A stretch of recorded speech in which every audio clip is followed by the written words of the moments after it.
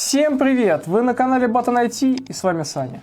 Предыдущее видео с выводом средств с Google AdSense на карту Сбербанка было 10 июня, а сама выплата 14 мая 2020 года. Что ж, его актуальность не поддержалась и 2 лет. Такова реальность.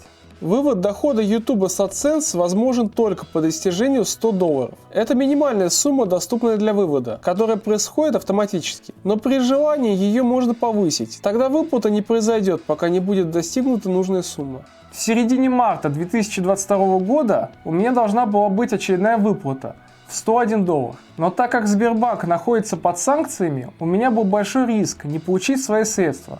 И тут я вспомнил про карту Тинькова, который избежал санкций. Вообще формально способ со Сбербанком должен работать и сейчас, но я решил не рисковать. Я переделал выплату со Сбербанка на Тинькофф, и средства уже поступили. В этом видео я покажу все свои действия и, возможно, помогу вам вывести ваши средства. И снова, 2 дисклеймера. Данный способ сработал 22 марта 2022 года. В России часто меняются законы, поэтому если вы смотрите это видео через полгода или год с момента его публикации, то проверьте, осталась ли информация актуальна на дату вашего просмотра. И еще один момент. Данный способ не совсем правильный и подходит для небольших сумм, которые будут поступать нечасто. Сейчас в правом верхнем углу вы видите подсказку. Посмотрите это видео, если собираетесь каждый месяц выводить пару сотен долларов.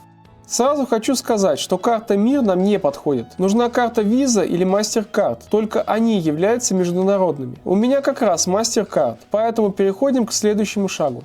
Вам понадобятся реквизиты вашего счета. Я буду использовать сайт, но их также можно узнать в приложении. Только вводить все придется вручную, поэтому лучше сайт. При открытии счета вам давали возможность завести счета в долларах и евро. Я галочки поставил, и эти счета у меня имеются. И тут есть важное различие. С этим вопросом я просто достал техподдержку. По какой-то причине счет получателя и номер договора отличаются, если заходить в долларовый раздел через карту и через долларовый счет. То есть в обоих случаях валюта в долларах, но данные разные. У друзей, которых я спрашивал, также. Как мне в итоге пояснила поддержка, если заходить из-под рублевой карты в раздел долларов, то счет, который вы увидите, это некий перевалочный пункт. Перевод, который на него поступит, сразу будет конвертирован в рубли и упадет на рублевый счет. А второй вариант, из-под долларового значка, это счет, который конечный, то есть доллары упадут туда и останутся долларами без конвертации. В итоге вам нужно выбрать, какой вариант вам будет ближе по душе, и перейти к следующему шагу.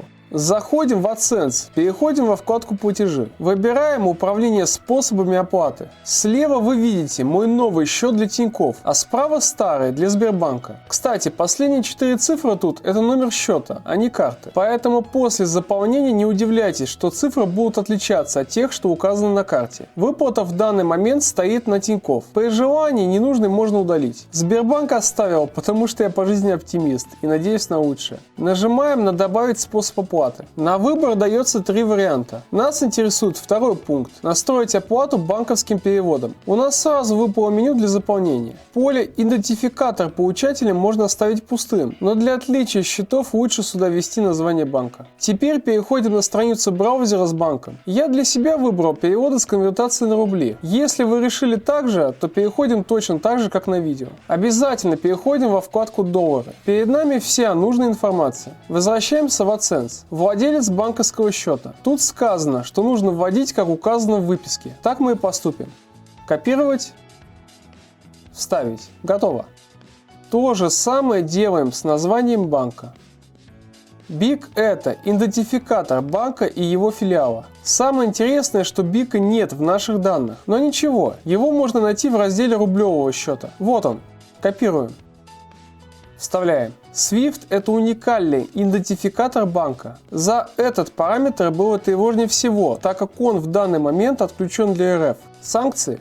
Но делать нечего, добавлять его надо. В выписке будьте внимательны, вам нужен SWIFT банка-получателя. Вот он, а не SWIFT банка-корреспондента. Будьте внимательны. Копируем SWIFT банка-получателя и вставляем в нашу форму. Далее номер счета. Все точно так же. Берем его из вкладки долларовых реквизитов. Если делать это через смартфон, то это огромное число надо будет вводить вручную. Как вы видите, его надо вводить дважды. Это очень важно. Если ошибетесь хотя бы на одну цифру, ваши средства не поступят на ваш счет. Остальное не трогаем. Больше ничего заполнять не нужно. Ставим галочку «Установить в качестве основного способа оплаты». Внизу сказано, что возможно нужно будет подтвердить способ оплаты. Ну не знаю, я ничего не подтверждал и никаких писем или форм для заполнения не получал. Жмете «Сохранить» и все готово. Отдельного внимания заслуживает это сообщение. В целом, наша схема не нарушает это требование. Формально счет, который мы вводим, является долларовым. Просто это некий транзит для перевода на рубли. Деньги поступают на долларовый, и в этот момент банк конвертирует его в рубли по курсу покупки валюты на момент поступления. Но, как я говорил ранее, можно подвязать чисто долларовый счет и хранить выплату в валюте. Кстати, в мобильном приложении выплата числилась как банковский перевод. Разве что комиссия, которую ввел ЦБ, скушала около 1000 рублей. За пару дней до выплаты списывался с техподдержкой, и они подтвердили, что никаких ограничений на переводы в Россию нет.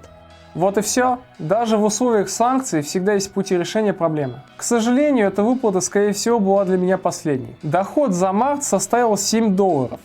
Да, я не публиковал видео, но учитывая ту статистику, которую показал канал, в былые времена я бы получил не меньше 50. Надеюсь, у авторов, которые посмотрели это видео, дела обстоят лучше, и они смогут получить свои выплаты. Вот мой инстаграм, я его использую для связи и отвечаю на сообщения. А вот и телеграм, подписывайтесь, чтобы не потеряться. Ссылки на донаты и Patreon будут в описании. И как всегда, спасибо за просмотр. Подписывайтесь на канал, ставьте лайки. До свидания.